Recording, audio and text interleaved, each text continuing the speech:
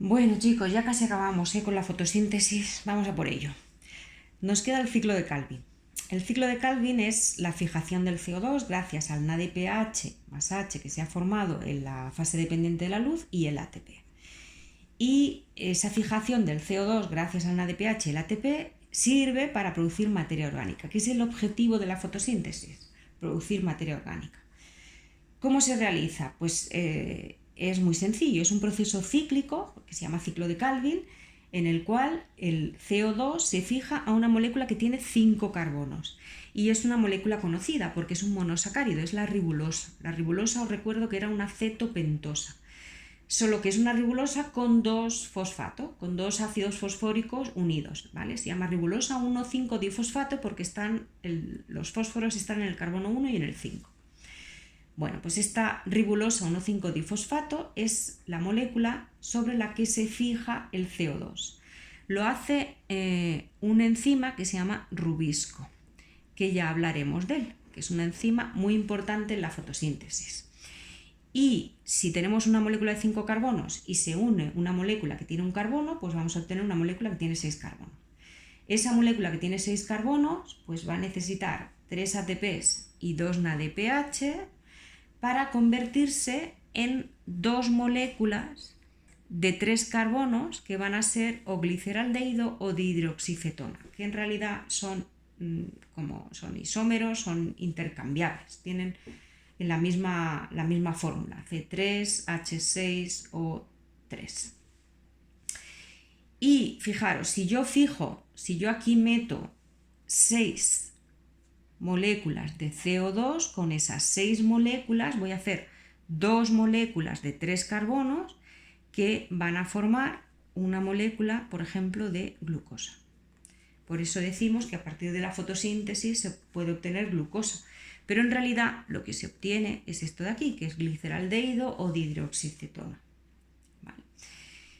En principio, esto ya está, esto es el ciclo de Calvin. Tiene lugar en el estroma de los cloroplastos. ¿Vale? Y en principio, fijaros que aquí la luz no interviene por ningún sitio.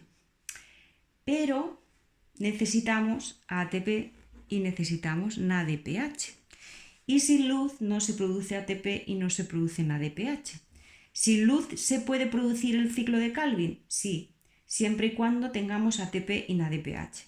Por eso el ciclo de Calvin continúa una vez que oscurece durante 1 o 2 horas solamente hasta que se acaban las reservas de ATP y se transforma todo en ADP y fósforo inorgánico, y NADPH más H y se transforma todo en NADP.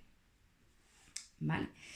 Entonces, por eso realmente es incorrecto decir fase luminosa y fase oscura, porque da a entender que hay una fase que se puede producir sin luz y no es verdad. ¿Vale? Y a veces es una nomenclatura antigua eso de fase luminosa y fase oscura, y en algunos libros o a lo mejor en internet lo veis, pero no es correcto decirlo. Hay que decir fase dependiente de la luz y ciclo de Calvin o fijación del CO2, si queréis, también se puede decir. Esas son las dos fases. Y en realidad ambas se producen durante el día. ¿Vale? Es verdad que un poquito más puede durar el ciclo de Calvin, pero poco más. ¿Vale? ¿Cuál es el balance energético? Pues ya veis, como hemos dicho, que por cada CO2 que metemos en el ciclo de Calvin vamos a necesitar 3 ATPs y 2 NADPH. Entonces, por glucosa, ¿vale? Para una glucosa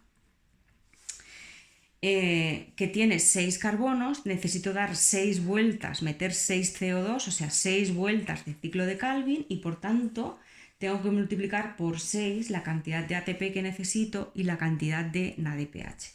Así que voy a necesitar 18 ATPs y 12 NADPH más H.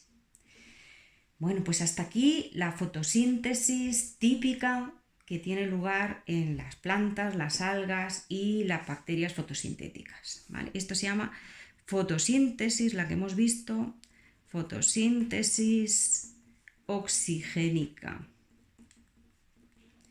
porque, como su nombre indica, porque produce oxígeno. ¿Vale? porque como ya sabéis que las bacterias se dedican a hacer cosas raritas, pues hay una fotosíntesis anoxigénica, sin oxígeno, que ya os explicaré.